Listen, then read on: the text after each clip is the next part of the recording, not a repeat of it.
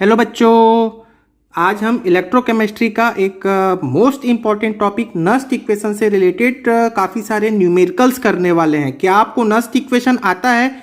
क्या आपको उसका यूज़ समझ में आता है कि कैसे उसका यूज़ कर न्यूमेरिकल सॉल्व करते हैं? यदि नहीं आता है तो वीडियो को लास्ट तक देखें। मैं खूब 3-4-5 क्वेश्चन कराने वाला हूँ जो AIPMT और एम्स के आए हुए क्वेश्चन हैं। ठीक है, तो प्यारे बच्चों, आपके सामने एक क्वेश्चन लिखा हुआ है और मैं सारे क्वेश्चंस को आपको स्टार्टिंग में दे रहा हूँ। जिन बच्चों को नस्ट इक्वेशन आता है वो इन क्वेश्चंस को सॉल्व करें। सबसे पहले क्वेश्चन वीडियो को पॉज करें और क्वेश्चन पढ़ लें, फिर सॉल्व करें और मुझे आंसर कमेंट करके बताएं। ये क्वेश्चन है। नेक्स्ट क्वेश्चन आपके सामने ये लिखा हुआ है। वीडियो को पॉज करें और आंसर बताएंगे मुझे, सॉल्व करें खुद से यदि आपको नस्ट इक्वेशन अच्छे से आता है तो। नेक्स्ट क्वेश्चन ये है, सॉल्व करें इसे खुद से। वीडियो को पॉज करें। नेक्स्ट क्वेश्चन, वीडियो को पॉज करें, सॉल्व करें इसे खुद से। Next question. ये सारे क्वेश्चन बहुत इंपॉर्टेंट है। मैक्सिमम क्वेश्चन AIPMT के आए हुए, नीट के आए हुए क्वेश्चंस हैं। Next question. Next question, video को पॉज करें, सॉल्व करने की कोशिश करें खुद से। नेक्स्ट क्वेश्चन ये है आपके सामने लिखा हुआ, बहुत अच्छा क्वेश्चन है, IIT का क्वेश्चन है। चलिए अब इसे सॉल्व करते हैं। तो आई होप आपने सारे क्वेश्चन सॉल्व कर लिए होंगे और यदि नहीं किया है तो कोई प्रॉब्लम नहीं है। मैं बहुत ही आसान शब्दों में नस्ट इक्वेशन का यूज बताने वाला हूं, क्योंकि नस्ट इक्वेशन बच्चों को समझ में आ जाता है लेकिन उसको हम एग्जाम हॉल में यूज नहीं कर पाते हैं। तो प्यारे बच्चों, नस्ट इक्वेशन के लिए मैं एक छोटा सा डेरिवेशन कर रहा हूं। उस डेरिवेशन को आप केयरफुली सुनने वाले हैं, देखने वाले हैं, क्योंकि डेरिवेशन आपसे कोई पूछेगा नहीं, लेकिन मैं बार बार ये कह रहा हूं कि उसका यूज करना इंपॉर्टेंट है। तो देखते हैं नस्ट इक्वेशन क्या होता है। तो नस्ट इक्वेशन का यूज कब करते हैं प्यारे बच्चों? तो नस्ट इक्वेशन का यूज करते हैं किसी सेल का EMF फाइंड आउट करने के लिए। तो किसी सेल का EMF फाइंड आउट करने के लिए हम नस्ट इक्वेशन का यूज करते हैं। और कब? एट एनी कंडीशन, वो किसी भी कंडीशन पे यदि आपको सेल का EMF फाइंड आउट करना हो तो हम नस्ट इक्वेशन का यूज करते हैं। ठीक है, तो चलिए मेरे पास में सपोज मैं एक रिएक्शन लिख रहा हूं। ठीक है, मेरे पास में एक मेटल है M, या M1 कह देता हूं, और ये M1 जो मेटल है वो N इलेक्ट्रॉन लॉस कर रहा है। तो यहां पर कितना चार्ज आएगा? N+ का चार्ज आ जाएगा और N इलेक्ट्रॉन लॉस हो रहा है। तो ये है M1। ठीक है, जब ये प्यारे बच्चों इलेक्ट्रॉन लॉस हो रहा है तो ये कहां पर होने वाला रिएक्शन होगा? तो आप खुद बताओ, लॉस ऑफ इलेक्ट्रॉन कहां होता है? तो ये होता है एनोड पे। मतलब मैं ये कह देता हूं कि एनोड यहां पर कौन है? तो मेटल M1 को मैंने एनोड कह दिया है। ये इलेक्ट्रॉन लॉस कर रहा है। तो लॉस जहां पर होता है वहां पर कौन सा पोटेंशियल डेवलप होगा? इलेक्ट्रोड कौन सा पोटेंशियल डेवलप करेगा? ऑक्सीडेशन। तो ये मैंने कह दिया कि यहां पर क्या हो रहा है, ये ऑक्सीडेशन पोटेंशियल डेवलप होगा, या इसे ऑक्सीडेशन को हम ऐसा भी लिख सकते हैं, एनोड पर ऑक्सीडेशन हो रहा है। क्लियर हो गया क्या? ठीक है, ठीक। चलिए अब इसको भी डिटेल समझने वाले हैं, पर आप अगली बात देखो। सपोज मेरे पास में एक और मेटल आयन है M2 और इसमें N इलेक्ट्रॉन की कमी है। वो इस N इलेक्ट्रॉन को गेन करता है। तो ये हो गया, N इलेक्ट्रॉन को गेन किया और ये क्या बना लिया? M2 बना लिया। ठीक है प्यारे बच्चों, अब इलेक्ट्रॉन गेन कहां हो रहा है आप खुद बताओ। तो इलेक्ट्रॉन गेन हो रहा होगा कैथोड पे। तो यहां तक भी आपको समझ में आ रहा है। और कैथोड पे इलेक्ट्रॉन गेन हो रहा है तो इस पे जो डेवलप्ड पोटेंशियल है उसे मैं क्या कहने वाला हूं? E कैथोड कहने वाला हूं। क्लियर हो गया बात क्या? ठीक है, चलिए अब बात ध्यान से सुन लें। आपको ये पता है कि ये दोनों हाफ रिएक्शन है, ये हाफ रिएक्शन हो गया, ये हाफ रिएक्शन होगा। तो कंप्लीट सेल रिएक्शन क्या हो जाएगा प्यारे बच्चों? तो आप दोनों को ऐड कर दें। यदि मैं दोनों को ऐड कर देता हूं तो ये कंप्लीट सेल रिएक्शन हो जाएगा M1 plus M2N plus gives N1N plus plus M2। ये क्या है? ये ही है, क्या है ये? Cell reaction. तो ये आप M1 M2 इसमें कंफ्यूज मत हो। तो क्या एग्जाम्पल मैं लिख सकता हूँ यहाँ पर? M1 के प्लेस पे Zn लिख लेता हूँ, Zn। M2 के प्लेस पे लिख लेता हूँ Cu2 plus gives Zn2 plus plus Cu। तो ये हो गया मेरे पास में एक एग्जाम्पल के रूप में ये इक्वेशन। बट अभी मैं एक डेरिवेशन कर रहा हूँ, इसलिए M1 M2 ले लिया। तो एनीवे ये आपके सामने ऊपर लिखा हुआ है सेल इक्वेशन, और ये एनोड और कैथोड रिस्पेक्टिवली क्या है मैं यहां लिख देता हूं, आप इनको ही लर्न करो। ई एनोड, ये ई एनोड क्या है प्यारे बच्चों? ये होता है इलेक्ट्रोड पोटेंशियल। इलेक्ट्रोड पोटेंशियल, ठीक है, याद रखने वाले हैं। इलेक्ट्रोड पोटेंशियल है किसका? ऑफ एनोड का, ठीक है। Electrode potential at of anode कब है? ये एट एनी कंडीशन, ठीक है। आप बस नोटेशंस को बहुत केयरफुली सुने। किसी भी कंडीशन पे एनोड का पोटेंशियल है। वैसे ही मैं अब लिख नहीं रहा हूं, आप अपने कॉपी में नोट्स बनाकर लिखेंगे ई कैथोड। ये ई कैथोड को मैं यदि चलो लिख भी देता हूं, क्या होगा प्यारे बच्चों? ये है इलेक्ट्रोड पोटेंशियल, ठीक है। इलेक्ट्रोड पोटेंशियल ऑफ किसका? तो ये होगा कैथोड का। कौन से कंडीशन पे आप बोलोगे? तो एट एनी कंडीशन, ठीक है। नाउ अब दोबारा मैं बोल देता हूं, यहां पर ये समझना, यदि यहीं पर ई नॉट होता तो यही क्या होता? सेम चीज होता, लेकिन यहां बोलते स्टैंडर्ड कंडीशन। स्टैंडर्ड कंडीशन यदि नॉट होता तो, ठीक है। चलो अब यदि आप इन दो को ऐड कर दें, इन दो को ऐड कर दें तो ये होता है ई सेल। तो ई सेल क्या होता है? ई एनोड प्लस ई कैथोड। ई एनोड प्लस ई कैथोड।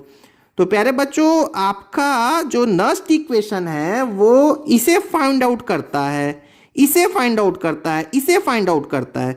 तो अभी यदि मैं सेल के ईएमएफ की बात करूं तो ये है सेल का ईएमएफ। ये नस्ट इक्वेशन मुझे यही तो बताता है, ईएमएफ ऑफ द सेल, ठीक है। इसी को हम क्या लिख देते हैं? हम इसी को ही लिख लेते हैं, ईएमएफ भी लिख लेते हैं। तो अब देखो, मुझे कहीं से भी ये पता चल जाए या इसके लिए एक्सप्रेशन पता चल जाए, इसके लिए एक्सप्रेशन पता चल जाए, मैं यहां पर रख दूंगा, मेरा आंसर आ जाएगा, ठीक है। अब पर्पस क्या है? ई एनोड क्या होगा? तो ई एनोड क्या होता है? अब आप ये देखो, तो ई एनोड होता है, इसे वर्ड्स में क्या बोल देता है बता ही दिया मैंने। ई एनोड होता है E naught anode, E naught anode minus 0.0591 upon में एन लॉग ऑफ। अब देखो लॉग ऑफ, ये एनोड पे होने वाला रिएक्शन कौन सा था? ये ऊपर वाला था। तो लॉग ऑफ, ये एनोड वाला रिएक्शन है, log of product upon reactant, मतलब M1N प्लस अपॉन में M1। अब M जो है ये तो प्योर मेटल है, प्योर मेटल का भी कभी कंसंट्रेशन होगा क्या? नहीं होता है, तो उसको हम यूनिटी ले लेते हैं। तो चलिए मैं यहां पर लिख देता हूं, क्या होगा कि प्रोडक्ट का कंसंट्रेशन हो गया M1N प्लस अपॉन रिएक्टेंट हो गया आपका M1। लेकिन आप इसको क्या लेने वाले हैं? यूनिटी या 1 ले लेते हैं। क्लियर हो गया बात, ठीक है। तो मेरे पास में ये हो गया एनोड के लिए एक्सप्रेशन। अब इसी प्रकार आप कैथोड के लिए निकाल लो, ई कैथोड। तो ई कैथोड को आप वर्ड्स में क्या बोलने वाले हैं? इलेक्ट्रोड पोटेंशियल, ठीक है, कैथोड का इलेक्ट्रोड पोटेंशियल। और ई नॉट कैथोड क्या होता है? स्टैंडर्ड कंडीशन पे कैथोड का पोटेंशियल माइनस 0.0591 अपॉन में एन। एन इलेक्ट्रॉन लॉस या गेन हो रहा है। अब देखो एनोड वाला रिएक्शन क्या है, तो सॉरी कैथोड वाला रिएक्शन क्या है? M2N प्लस से M2, मतलब ये प्रोडक्ट ये रिएक्टेंट, तो प्रोडक्ट अपॉन रिएक्टेंट। और ये प्योर मेटल है, प्योर मेटल का कंसंट्रेशन हम क्या ले लेते हैं? यूनिटी ले लेते हैं। मतलब अब आप यहां पर लॉग ऑफ क्या लिखने वाले हैं? M2 अपॉन में क्या होगा? M2N प्लस, ठीक है। अब आपके पास में इसे आप क्या लेने वाले हैं? 1 लेने वाले हैं। This is equation 1, this is equation 2। दोनों इक्वेशन को आप, ये इक्वेशन और ये इक्वेशन को यहां पर यदि पुटअप कर लें और उसे ऐड कर लें और फाइनली सॉल्व कर लें, तो आपका जो आंसर होगा, ये देखो मैं फिर से बोल देता हूं, आपके पास में ये दो इक्वेशन है और ये दो इक्वेशन को आप यदि ऐड कर दें, दिस इज इक्वेशन 1, इक्वेशन 2, ये दोनों इक्वेशन को मैं यहां पर पुटअप करके ऐड कर लूं तो फाइनली मेरे पास में जो नस्ट इक्वेशन होगा वो कुछ इस तरीके का होगा। क्या होगा? EMF, बस आप ये फॉर्मूला याद कर लो, या इसी हमने बोला ई सेल, ये होगा E naught anode plus E naught cathode minus 0.0591। आप खुद से ऐड कर सकते हो प्यारे बच्चों, मैं तो डायरेक्टली लिख दे रहा हूं लॉग ऑफ, और लर्न करने का तरीका भी बता रहा हूं, log of product upon reactant. तो log of product upon reactant, तो आप यहां पर देखना, ये मेरे पास में सेल रिएक्शन लिखा हुआ था, ये मेरे पास में सेल रिएक्शन है, ये बताया था ना आपको सेल रिएक्शन है। तो प्रोडक्ट अपॉन रिएक्टेंट मतलब M1 का कंसंट्रेशन अपॉन में M2 का कंसंट्रेशन, ये मेरे पास में नस्ट इक्वेशन है। क्लियर हो गया किसी भी कंडीशन पे?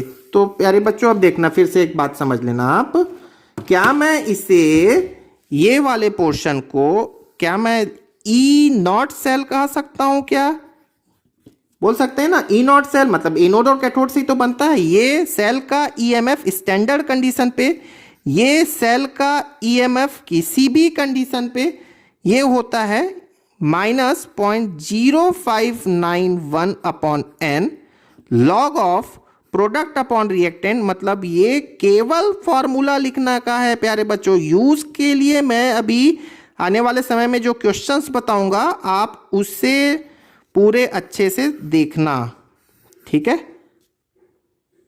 चलिए अब कुछ क्वेश्चन सॉल्व करते हैं। क्वेश्चन सॉल्व करने के पहले प्यारे बच्चों एक बात और मैं कह देता हूं, आप इसको वर्ड्स में याद रखना। ई नॉट एनोड क्या है? ई नॉट एनोड ये क्या है? एनोड पे होता है ऑक्सीडेशन, तो आप इसे बोलने वाले हैं स्टैंडर्ड ऑक्सीडेशन पोटेंशियल, ठीक है? और ई नॉट कैथोड को आप क्या बोलते हैं? ई नॉट कैथोड को आप बोलते हैं स्टैंडर्ड रिडक्शन पोटेंशियल, ठीक है? Oxidation potential, reduction potential. और मैं एक बात और कह देता हूं, ये फॉर्मूला जो है, ये इस फॉर्मूले का यूज काफी होता है। केवल आपको एक इलेक्ट्रोड, या तो एनोड या तो कैथोड का आपको पोटेंशियल फाइंड आउट करने के लिए कहे तो आप इस फॉर्मूले को यूज करने वाले हैं। लेकिन हम लास्ट टाइम एक बार और बोल रहे हैं क्वेश्चन सॉल्व करने के पहले कि आपको फॉर्मूला लर्न करना है, लेकिन इंपॉर्टेंट ये है कि आखिर इसका यूज कैसे करते हैं।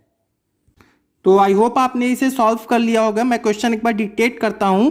Standard electrode potential of 3 metals XYZ are -1.2, 0.5 and minus में 0.3 volt respectively. The reducing power of these metals will be. तो रिड्यूसिंग पावर का आपको ऑर्डर बताना है 3 मेटल XYZ के लिए जिसका इलेक्ट्रोड पोटेंशियल रिस्पेक्टिवली दिया हुआ है।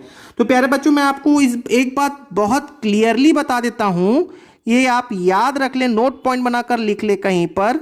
यदि किसी इलेक्ट्रोड के लिए स्टैंडर्ड रिडक्शन पोटेंशियल, ठीक है, यदि किसी इलेक्ट्रोड के लिए स्टैंडर्ड रिडक्शन पोटेंशियल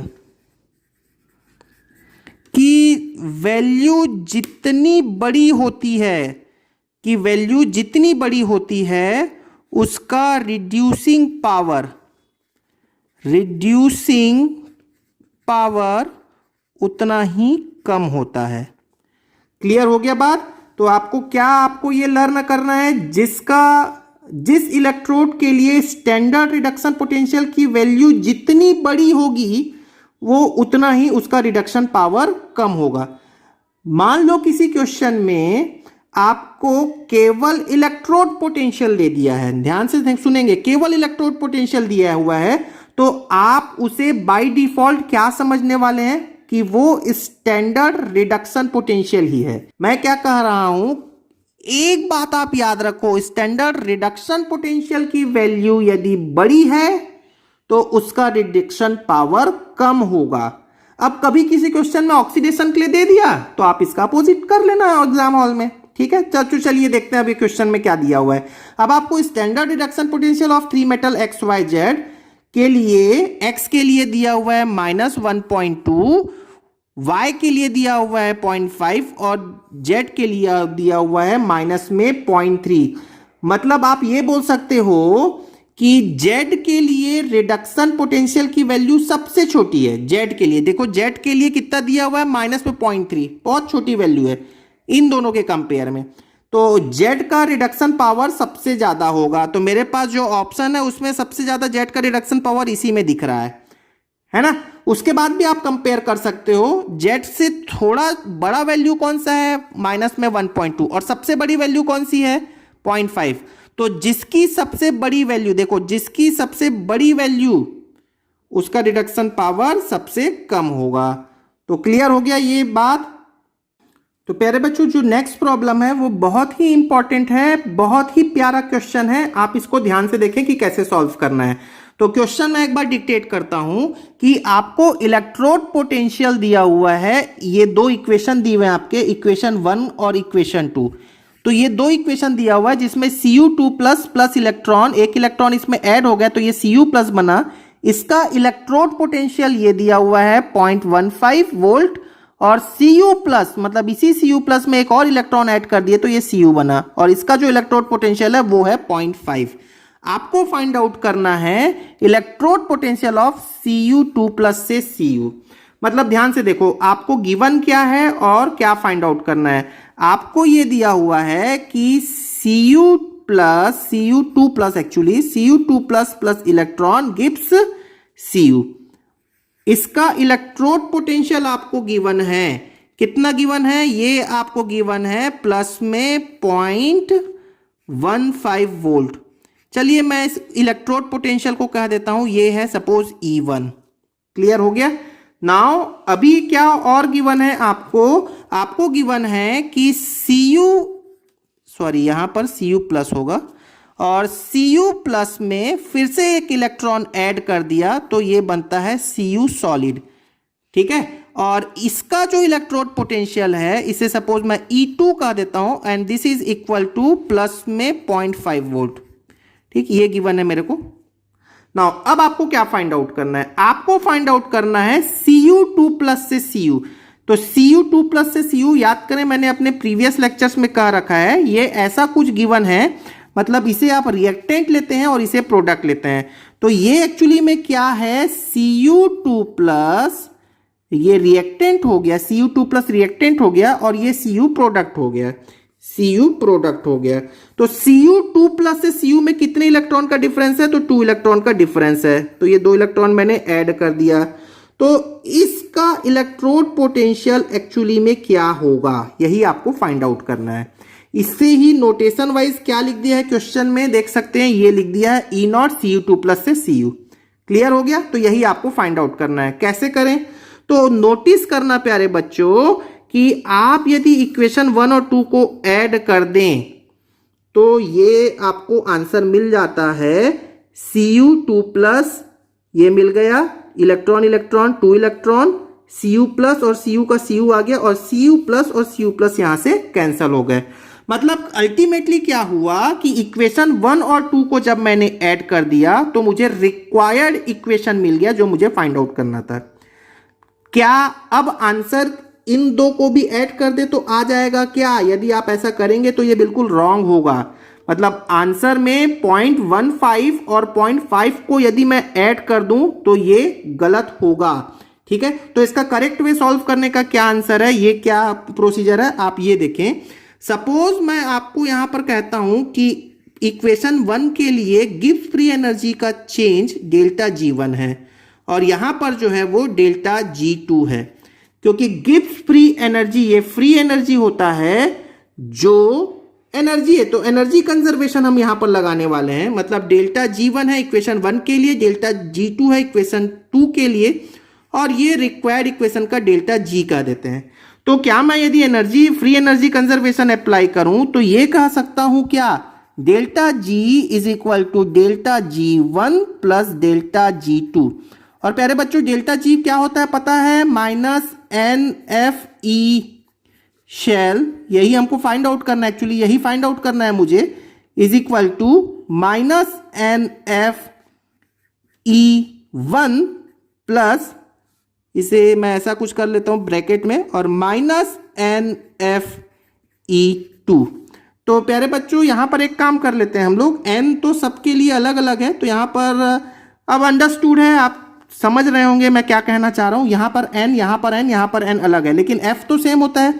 f पता है आपको क्या होता है, फैराडेज कांस्टेंट होता है, या आप बोल सकते हो 96500 कूलम होता है, ठीक है। अब यहां पर देखो ये n कौन से इक्वेशन का है, ये रिक्वायर्ड इक्वेशन के लिए मैंने लिखा है। यहां पर कितने इलेक्ट्रॉन आ रहे हैं, 2 इलेक्ट्रॉन आ रहे हैं, तो यहां पे आप 2 इलेक्ट्रॉन लिख लें इनटू, ये हो गया आपका E0 शेल जो आपको फाइंड आउट करना था, ठीक है। नाउ इज इक्वल टू, ये कौन सी इक्वेशन के लिए है, फर्स्ट इक्वेशन के लिए। फर्स्ट इक्वेशन में इलेक्ट्रॉन कितने आ रहे हैं प्यारे बच्चों, 1 आ रहा है, ठीक है, और E1 की वैल्यू कितनी है 0.15, तो 1 इंटू 0.15 प्लस, मैंने माइनस को दोनों साइड से काट दिया, मतलब 3 माइनस कट गए हैं। अब यहां पर देखो ये वाला इक्वेशन, ये जो मैंने NFE लिखा है वो किसके लिए है, इक्वेशन सेकंड के लिए, इस इक्वेशन के लिए।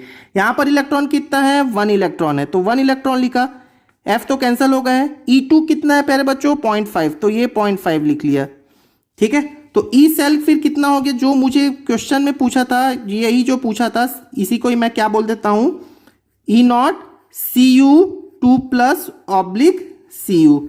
तो ये कितना होगा, आप इसको सॉल्व कर लें, आपका आंसर आ जाएगा 0.15 प्लस 0.5, मतलब ये हो गया 0.65 और डिवाइडेड बाय में 2, और 0.65 डिवाइडेड बाय 2 यदि करते हैं तो ये हो जाएगा 0.325।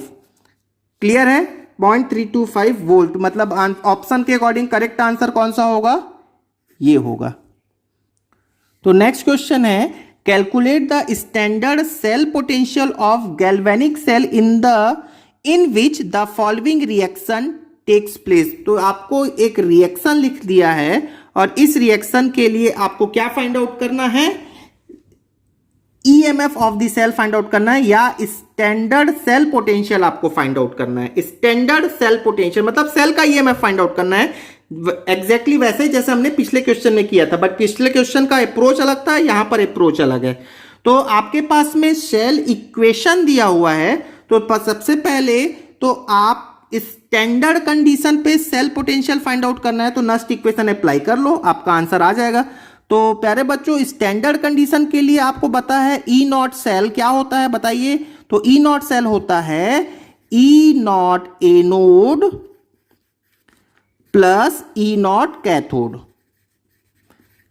ठीक है। एनोड पे ऑक्सीडेशन होता है, इसलिए इसे आप वर्ड्स में क्या बोलने वाले हैं, स्टैंडर्ड ऑक्सीडेशन पोटेंशियल, और इसे आप वर्ड्स में कहने वाले हैं स्टैंडर्ड रिडक्शन पोटेंशियल। तो यहां पर देखते हैं ऑक्सीडेशन किसका हो रहा है और क्या हो रहा है। ऑक्सीडेशन का मतलब होता है लॉस ऑफ इलेक्ट्रॉन। यहां आप इक्वेशन पे देखो, आयरन में 2 इलेक्ट्रॉन है, +2 मतलब 2 की कमी है, और यहां पर 3 की कमी है, मतलब ऐसा हो रहा है, आप ऐसा भी बोल सकते हैं। मैं यहां पर लिख देता हूं साइड पे, यहां पे मैं यदि साइड पे लिखूं तो प्यारे बच्चों क्या हो रहा है, Fe2 प्लस किस में कन्वर्ट हो रहा है बताइए, Fe3 प्लस में कन्वर्ट हो रहा है। तो Fe3 प्लस में और Fe2 प्लस में कितने इलेक्ट्रॉन का डिफरेंस है, 1 इलेक्ट्रॉन का डिफरेंस है। तो ये हो गया रिएक्टेंट, ये हो गया प्रोडक्ट। इसी को मैं यहां पर यदि जो स्टैंडर्ड पोटेंशियल आने वाला है उसको मैं क्या बोलने वाला हूं, स्टैंडर्ड ऑक्सीडेशन पोटेंशियल, जो कि होगा रिप्रेजेंटेशन इसका होगा Fe2 plus oblique Fe3 plus plus. अब देखते हैं नेक्स्ट क्या होगा। नेक्स्ट मेरे पास में जो इक्वेशन लिखा हुआ है Ag प्लस से Ag, मतलब मैं ऐसा लिख सकता हूं Ag प्लस में डेफिनेटली इलेक्ट्रॉन की कमी है, तो उसने इलेक्ट्रॉन गेन किया होगा और ये बना होगा Ag, ठीक है। तो Ag प्लस से Ag में क्या हो रहा है, इलेक्ट्रॉन गेन हो रहा है, और गेन को हम क्या बोलते हैं बताइए, रिडक्शन। तो यहां पर जो पोटेंशियल प्रोड्यूस होने वाला है या डेवलप होने वाला है उसे मैं वर्ड्स में कहने वाला हूं स्टैंडर्ड रिडक्शन पोटेंशियल, जो कि ये है रिएक्टेंट, ये है प्रोडक्ट, और आप इन दोनों को ऐड कर दें। यदि आप इसे ऐड करते हैं तो जो आंसर आएगा वही आपका करेक्ट आंसर होगा उस सेल का इलेक्ट्रोड पोटेंशियल का। अब देख लेना, आप बात समझ लेना, आपका जो नस्ट इक्वेशन होता है, एक्चुअल जो नस्ट इक्वेशन होता है वो तो किसी भी कंडीशन में फाइंड आउट कर लेते हैं, लेकिन यहां पर जो पूछा है वो स्टैंडर्ड कंडीशन में फाइंड आउट करने के लिए बोला है। स्टैंडर्ड कंडीशन में कंसंट्रेशन कितना लेते हैं, याद होगा, कंसंट्रेशन लेते हैं 1 मोलर का। तो यदि आप एक्चुअल नस्ट इक्वेशन लगाओगे तो लॉग ऑफ कंसंट्रेशन आता है, याद करो, लॉग ऑफ कंसंट्रेशन। अब कंसंट्रेशन तो 1 है, तो लॉग का टर्म एक्चुअली में यहां पर नहीं आएगा। क्लियर हो रहा है बात? खैर एनीवे, आपको वो लॉग पे इस सिचुएशन में स्टैंडर्ड कंडीशन पे यदि है तो लॉग वाला टर्म नहीं आएगा। बस आप ये वैल्यूज पुटअप कर लें, आपका आंसर आ जाएगा। क्या ये वैल्यूज आपको डायरेक्टली गिवन है क्या? तो देख लेते हैं। Fe2+ से Fe3+ की जरूरत है और आपको गिवन है Fe3+ से Fe2+। जो जरूरत है वही गिवन तो नहीं है, तो आप एक काम कर लें, इसके साइन को चेंज कर लेते हैं। तो क्या हो जाएगा, इसका साइन चेंज करेंगे तो ये हो गया माइनस में 0.77 वोल्ट। क्लियर हो गया? अब देखें अगली बात क्या हो जाएगी। आपकी जरूरत क्या है, Ag+ से Ag। गिवन क्या है, Ag+ से Ag, यही गिवन है। जो गिवन है वही आपको, जो जरूरत है वही गिवन है, इसलिए यहां पर किसी प्रकार के साइन को चेंज करने की जरूरत नहीं है। तो ये हो गया 0.8, और यदि आप इसको सॉल्व करते हैं तो ये हो जाएगा 0.03 वोल्ट। क्लियर हो गया? तो प्यारे बच्चों, आप ये याद रख लेना, यदि बैटरी स्पॉन्टेनियस है, यदि सेल अच्छा है और वो आपको आउटपुट दे रहा है, तो ई सेल की वैल्यू हमेशा पॉजिटिव आएगी। तो नेक्स्ट क्वेश्चन जो है वो भी एग्जैक्टली सेम है प्रीवियस क्वेश्चन जैसा।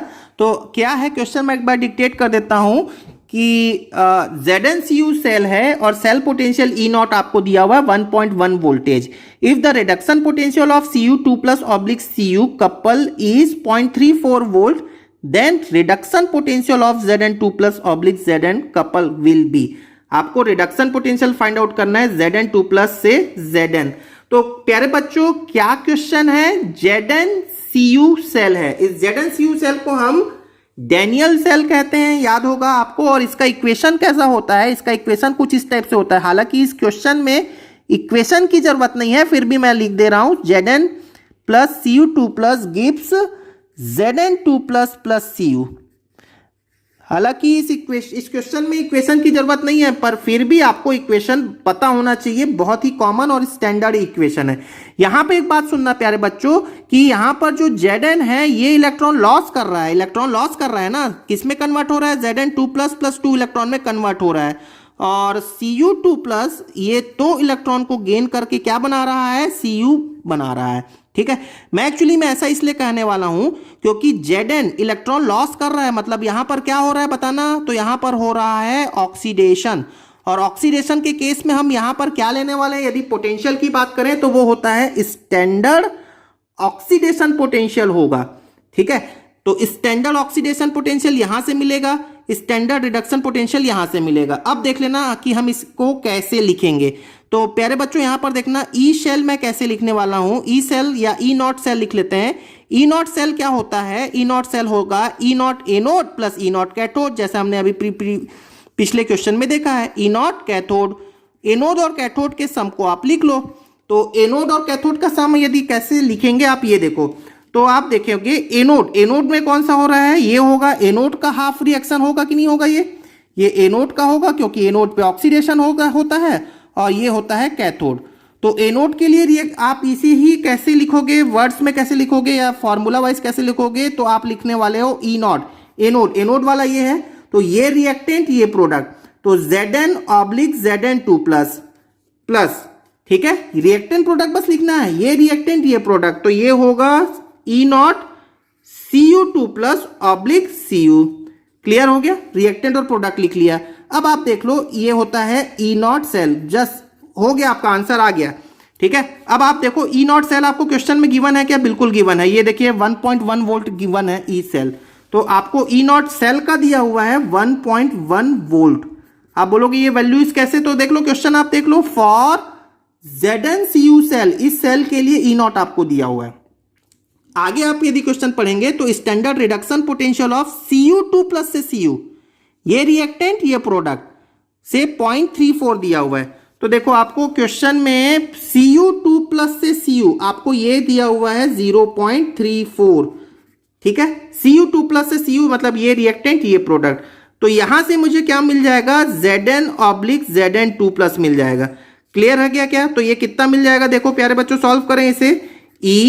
Zn/Zn2 plus this will be 1.1 minus 0.34। Clear है क्या?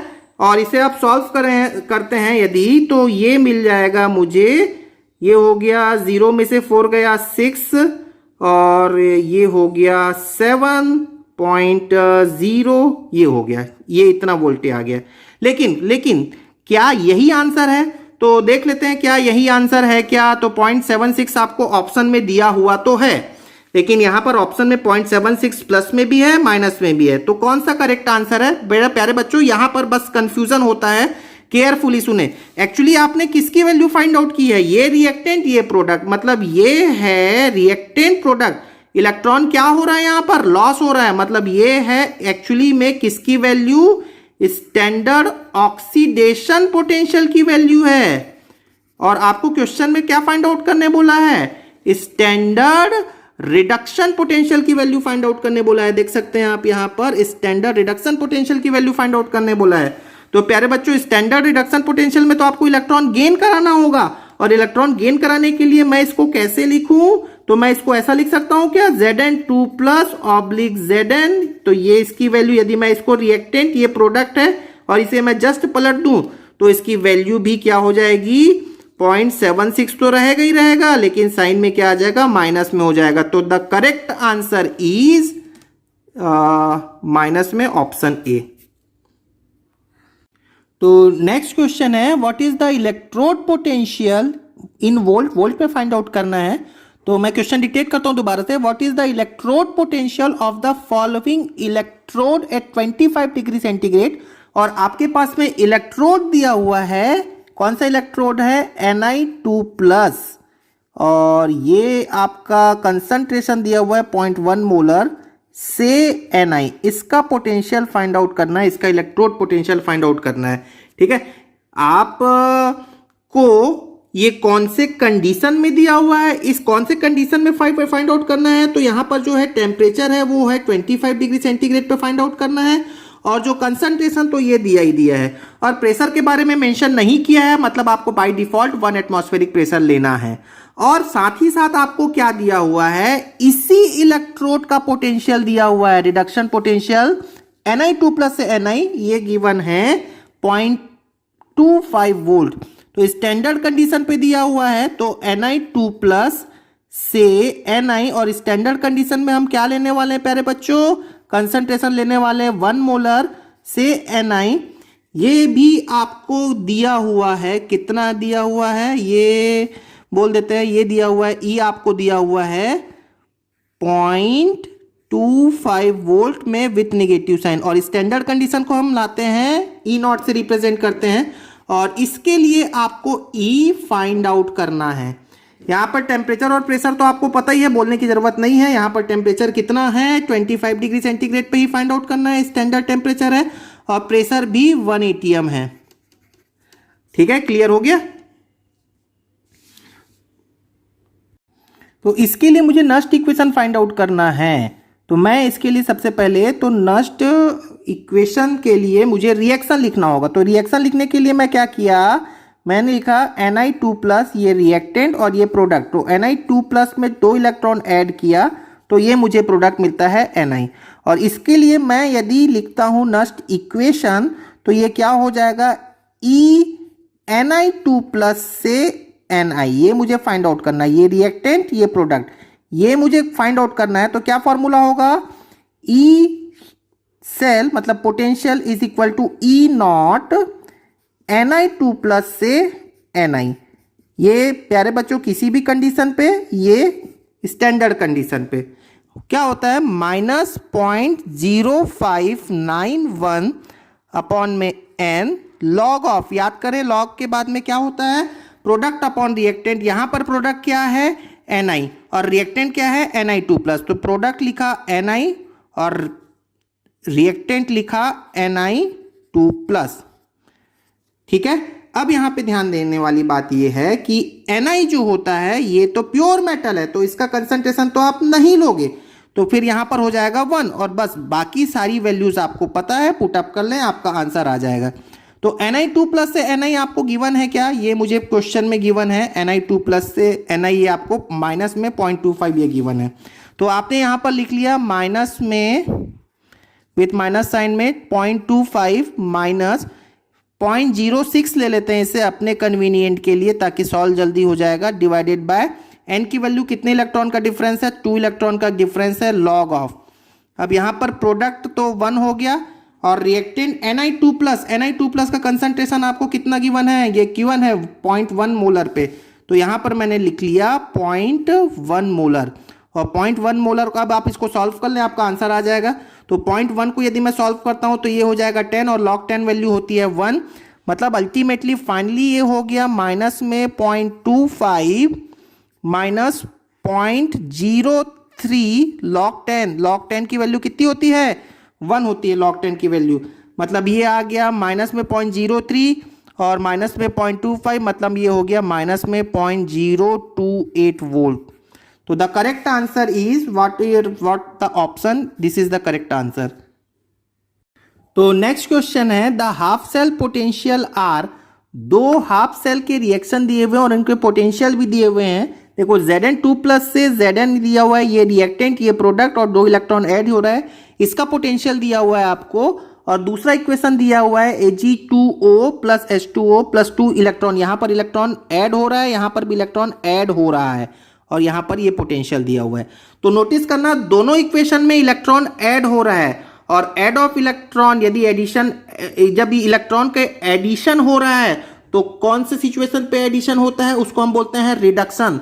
अल्टीमेटली ये जो दो वैल्यूज दी हुई हैं ये कौन सी वैल्यू है, इलेक्ट्रॉन को ऐड करते हुए पोटेंशियल दिया हुआ है, मतलब ये जो दो वैल्यू जो गिवन है ये स्टैंडर्ड रिडक्शन पोटेंशियल की वैल्यू है। ये कौन सी वैल्यू है, ये भी स्टैंडर्ड रिडक्शन पोटेंशियल की वैल्यू है क्योंकि दोनों में इलेक्ट्रॉन ऐड हो रहा है। आपको फाइंड आउट करना है पोटेंशियल, द सेल पोटेंशियल आपको फाइंड आउट करना है। तो नोटिस करना सेल पोटेंशियल क्या होता है प्यारे बच्चों, तो सेल पोटेंशियल होता है ईएमएफ भी बोलते हैं इसे, ईएमएफ, या आप इसको ही क्या बोलते हो, ई सेल। तो ई सेल स्टैंडर्ड कंडीशन पर, क्यों स्टैंडर्ड कंडीशन पे, क्योंकि आपको ये जो दोनों वैल्यूज दी हुई है स्टैंडर्ड कंडीशन पे दी हुई है और ना ही कोई कंसंट्रेशन दिया हुआ है, मतलब सारी चीजें स्टैंडर्ड कंडीशन में आपको ही कैलकुलेट करना है। तो बस ई नॉट सेल का स्टैंडर्ड पोजीशन पे यदि फॉर्मूला मैं निकालूं तो क्या होता है, E naught anode plus E naught cathode, E naught anode plus E naught cathode.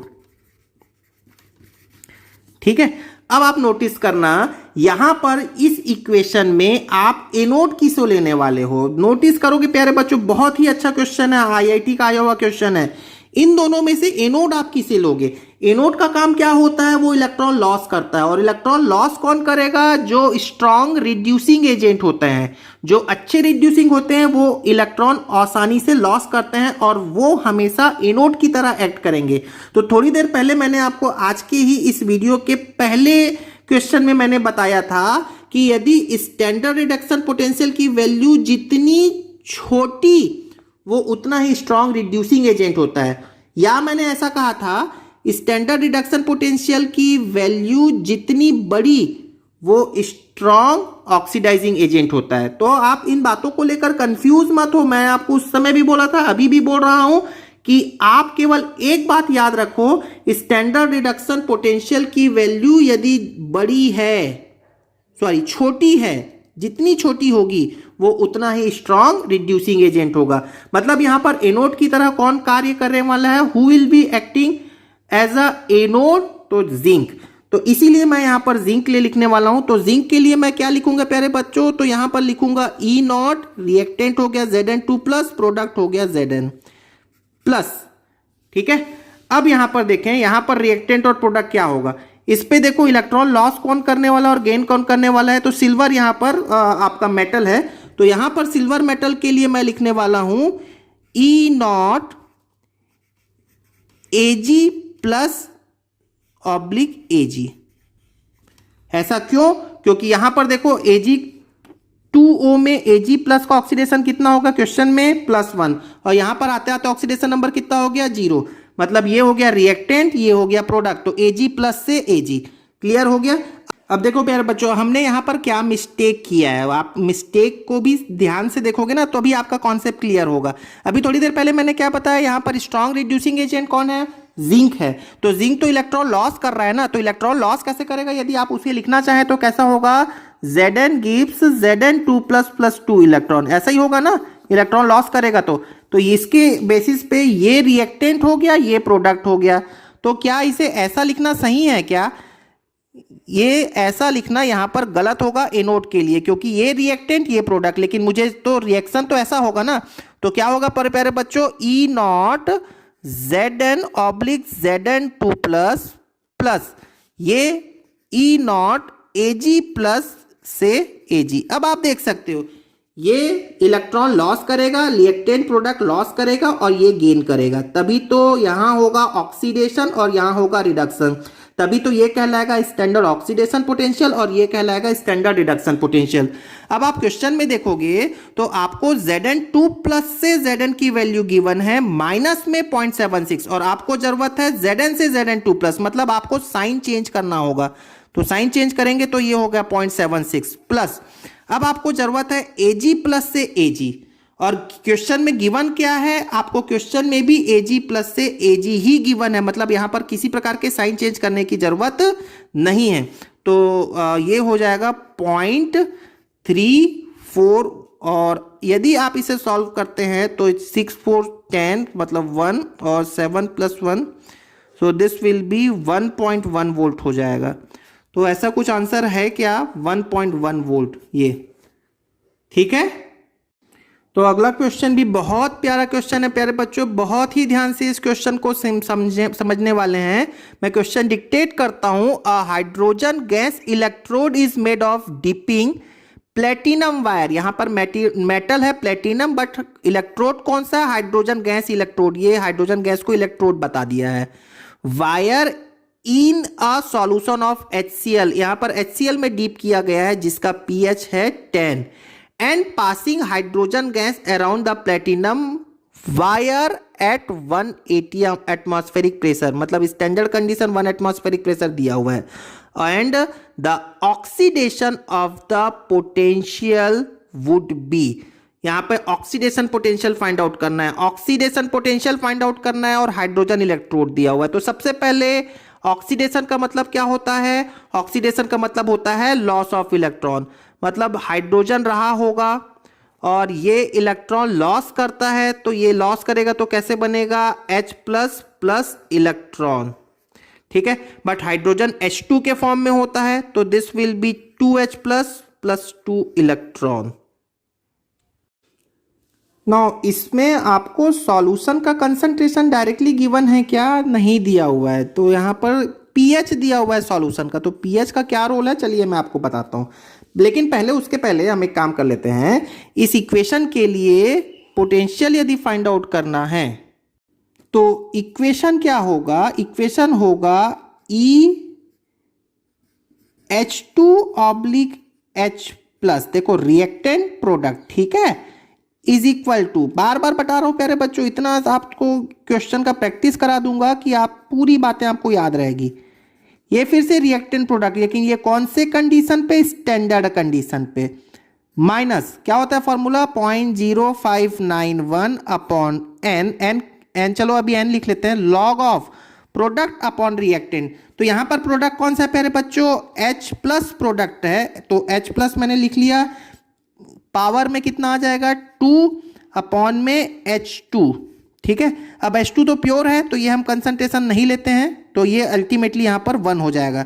अब बात करो क्या स्टैंडर्ड कंडीशन पे हाइड्रोजन के इलेक्ट्रोड पोटेंशियल आपको पता है क्या कितना होता है, नहीं पता है तो याद रख लें, स्टैंडर्ड कंडीशन पे हाइड्रोजन का इलेक्ट्रोड पोटेंशियल कितना होता है, 0 होता है, ये लर्न कर लो, याद रख लो, इसको हम स्टैंडर्ड इलेक्ट्रोड पोटेंशियल इसका कितना होगा, 0 होगा, 0 वोल्ट होगा, SHE कहते हैं स्टैंडर्ड हाइड्रोजन इलेक्ट्रोड भी कहते हैं इसे, जिसके लिए मैंने एक वीडियो बना रखा है, आप उसको भी रिफर कर सकते हो।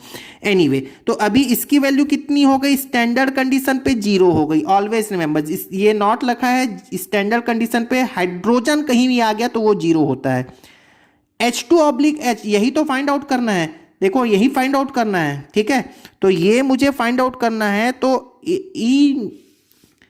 H2/H+ मैंने लिखा इज इक्वल टू, ये तो हो गया 0.0591 अपॉन में n की वैल्यू कितनी आ रही है, 2 इलेक्ट्रॉन आ रहा है, यहां पर देख सकते हैं 2 इलेक्ट्रॉन आ रहा है।